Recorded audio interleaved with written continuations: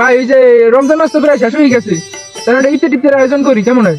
হ্যাঁ ভালো হয়। উত্তম প্রস্তাব। হ্যাঁ তালি পাও এখন ইফতার পার্টি আয়োজন করুন যায়। তা কাজ কর, আমি যেহেতু তোকে বড় ভাই, হ্যাঁ। তাহলে আমি সবকিছু ব্যবস্থা করি।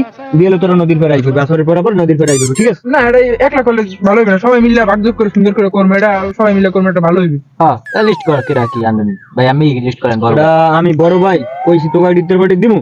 না ভাই তোরা- আপনি তোরা অর্থায়ন করবি, তাহলে আমি যেই কই এরম এরম হোক নাকি, হ্যাঁ, আমি হ্যাঁ। দিমু সিদ্ধান্ত নাকি। হ্যাঁ। হ্যাঁ দেন দেন, আপনি দেন। তাহলে হন তুই আনবি হলো ভাজা পোড়া, হ্যাঁ বুট মুড়ি পেঁয়াজু বেগুনি এই আনবি তুই। হ্যাঁ তুই আনবি ফল, তরমুজ আনবি একটা বড় সাইয়া, আপেল কমলা মালটা, খেজুর তো বাধ্যতামূলক, খেজুরের দাম তো একটু বেশি হলে বড় লিস কি হইছে হ্যাঁ না? হ্যাঁ বড় বড় ঠিক আছে। এই লইয়া আসরের পর নদীর পাড়ে আইবি, ঠিক আছে? তাই হ্যাঁ তো বললাম, কিন্তু আপনি আনবেন কি? তাই আমি আনবো ইফতারে প্রথম ভেটির দিয়ে মনে কর শুরু করে পানি, টিউবওয়েলের সাদা পানি ফ্রিজে রাখছি, হ্যাঁ বোতল রাখছি ভাই তুই। শুধু সাদা পানি? এটা আর কেমন করে? আমার দিকে চাইতে আর কি আছে। আমি